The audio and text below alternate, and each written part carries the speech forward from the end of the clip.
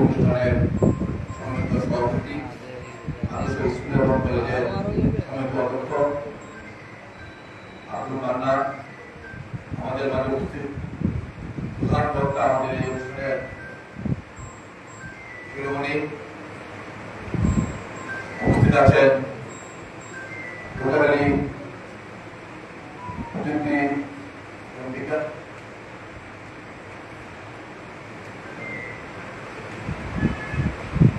বিজ্ঞান ও প্রযুক্তি বিশ্ববিদ্যালয়ের ডিসি আব্দুল লতিফ মাসুম ভাই উপস্থিত, তেজগাঁও শিল্প এলাকার এবং হাটির থানার বিভিন্ন স্কুল এবং কলেজের শিক্ষক শিক্ষিকা ভাই বোনেরা,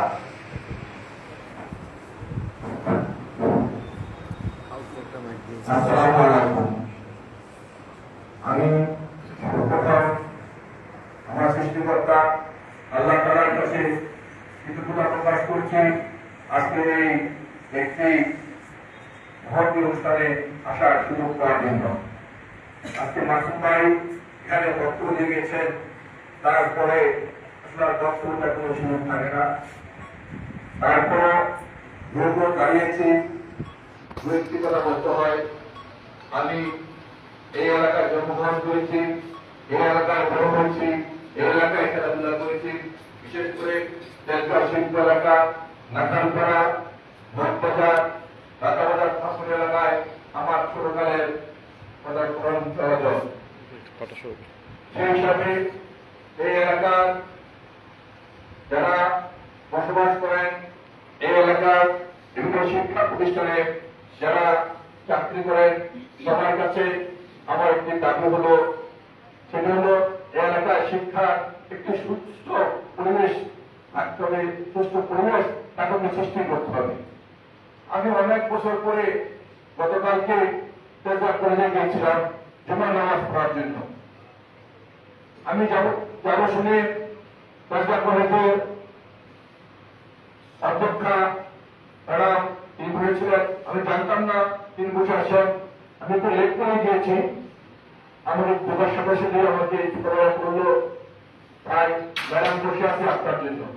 আমি বললাম চলতে আগে বলতে, তাহলে আমি চলে আসতাম। আমি ওনার সাথে কথা বললাম। আমি অনেক বছর পরে গিয়েছি। কেন গিয়েছি? তেজগাঁও কলেজের যে শিক্ষার পরিবেশ, আমি কেন বললাম, শিক্ষার কোন পরিবেশই ছিল না। কলেজের একটি বড় অংশে ওই এলাকার সন্ত্রাসীদের জিন ছিল, আওয়ামী লীগ সন্ত্রাসীদের ব্যানার ছিল, টর্চার সেল ছিল। এই কারণে ওই এলাকার শিক্ষক কেউ কোনো মুখ করে কথা বলতে পারতো না, শিক্ষকরা তার বিরুদ্ধে কথা বলতে পারতো না, প্রিন্সিপাল তার বিরুদ্ধে কথা বলতে পারতো না, ছাত্ররা তার বিরুদ্ধে কথা বলতে পারতো না। এ ছিল গত 16 বছরের শিক্ষা প্রতিষ্ঠানের একটি অবস্থা। এই তেজগাঁও শিল্প এলাকায় ঢাকা কলেজ ইনস্টিটিউটের বিভিন্ন ছাত্রাবাসে ঢাকা শহরের বিভিন্ন সন্ত্রাসীরা বসবাস করত। এই এলাকার কেউ ঠিক মতো কথা বলতে পারতো না, চলাচল করতে পারতো না। আজকে আল্লাহর রহমতে আমরা সে অবস্থা থেকে মুক্ত হয়েছি, এটা আল্লাহর রহমত। কারণ এই ব্রিটিশ সরকার যেভাবে বাংলাদেশের মানুষের বুকের উপর চেপে বসেছিল, আল্লাহর রহমত তাহলে আসলে এটা সম্ভব হতো না। আমরা দীর্ঘ 16 বছর বিএনপির ভারপ্রাপ্ত চেয়ারম্যান তারেক রহমানের নেতৃত্বে আন্দোলন সংগ্রাম করেছি। আন্দোলন সংগ্রাম করতে গিয়ে অনেক ভাই গুম হয়েছেন, অনেক ভাই গুম হয়েছেন, লক্ষ লক্ষ নেতাকর্মী মিথ্যা মামলায় কারাবরণ করেছেন, হাজার হাজার বাংলাদেশের আলেম সমাজও মিথ্যা মামলায় কারাবরণ করেছেন। তারপরে কিন্তু বাংলাদেশের মানুষ তাদের আশা করেননি। তারা তারেক রহমানের নেতৃত্বে দীর্ঘ 16 বছর আন্দোলন সংগ্রাম করেছেন এই ফ্যাসিস্টের হাত থেকে দেশকে মুক্ত করার জন্য। গণতন্ত্র ফিরিয়ে আনার জন্য।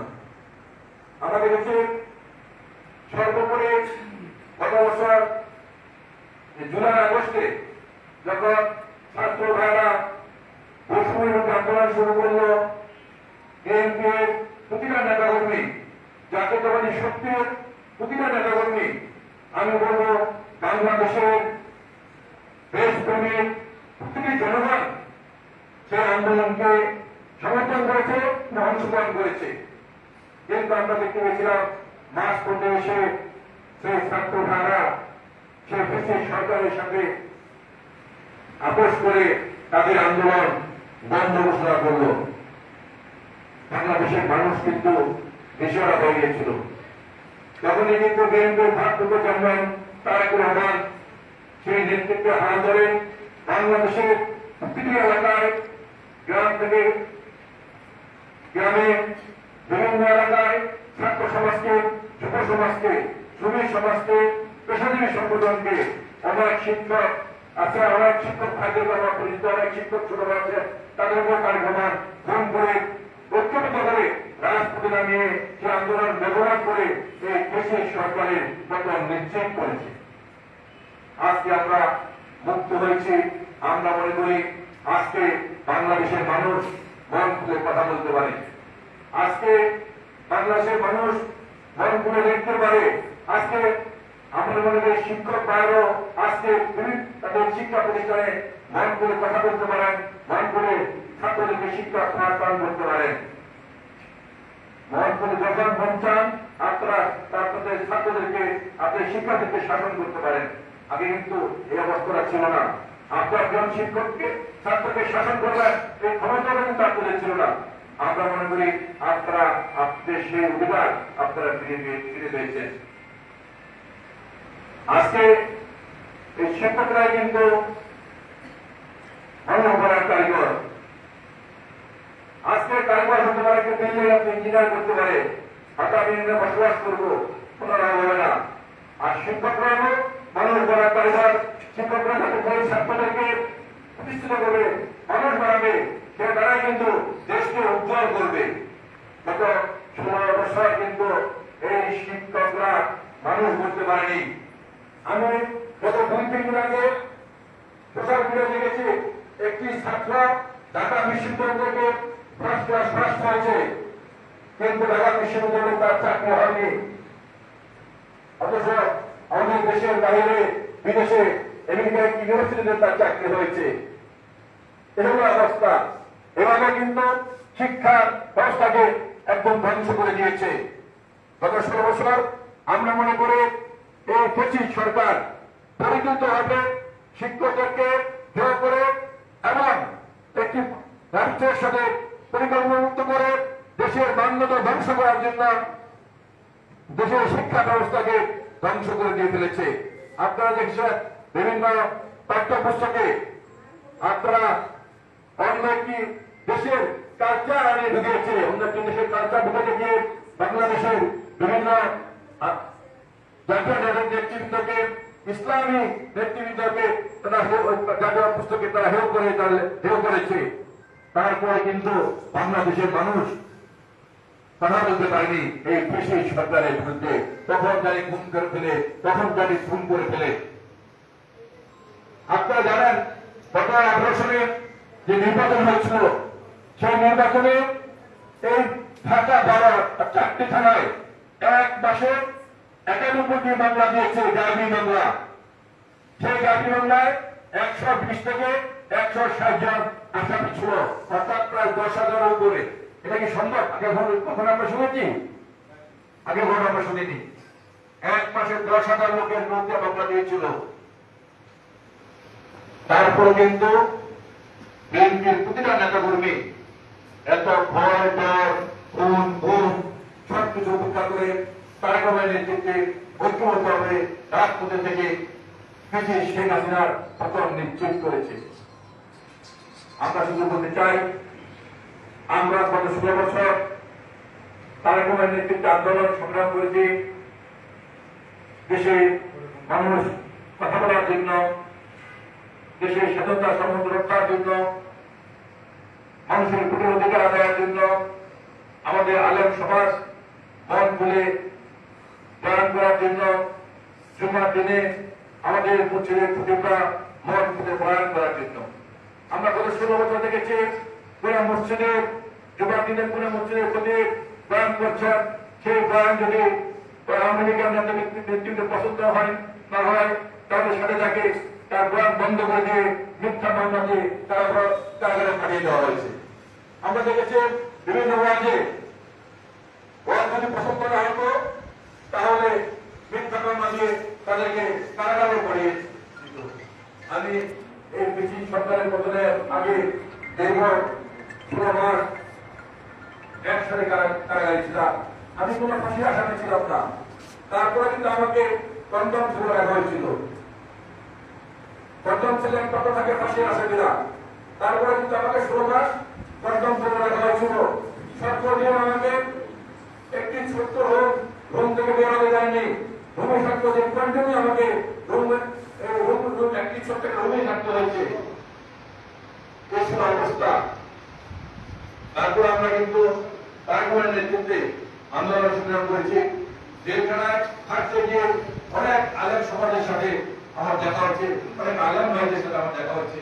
বিশেষ করে মৌলানা মামুন হক, তার সাথে আমার দেখা হতো, তার সাথে আমার কথা হতো।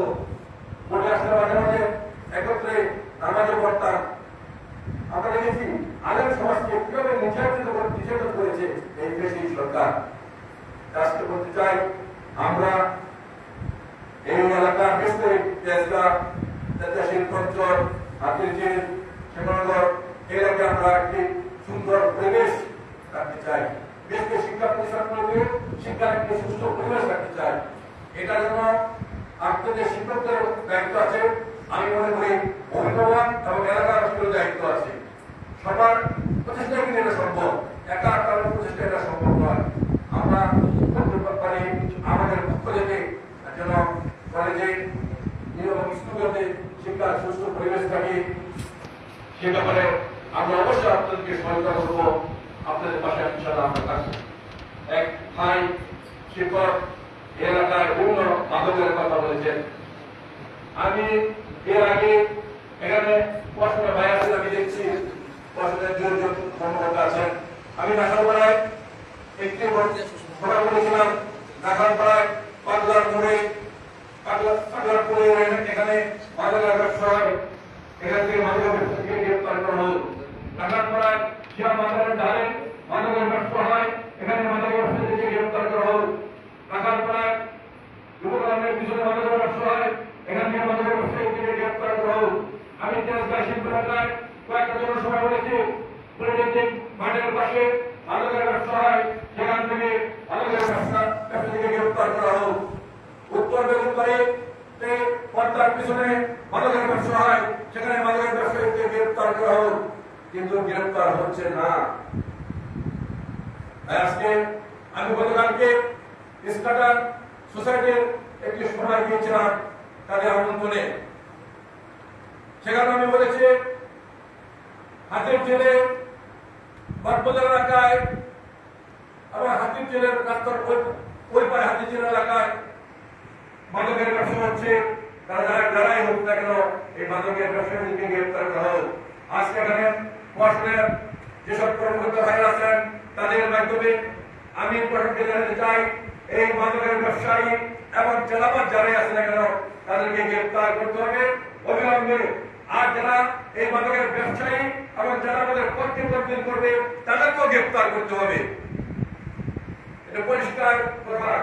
আমাদের নেতা তারা পরিষ্কার ভাবে বলেছেন, মাদকের কোন চাঁদাবাজি, কোন মাদক ব্যবসায়ী কিন্তু কোন দলের হতে পারে না। তারা মাদক ব্যবসায়ী যে দলে আসুক না কেন তারা মাদক ব্যবসা করুন। চাঁদাবাজ মাদক ব্যবসায়ী কিন্তু অল্প, তারা কিন্তু যে দলে আসুক তারা ওই দলই করে তাদের ব্যবসার কারণে। এই জন্য বলে এই চাঁদাবাজ এবং মাদক ব্যবসায়ী যারা আছেন সবাইকে অনতিবিলম্বে গ্রেফতার করতে হবে।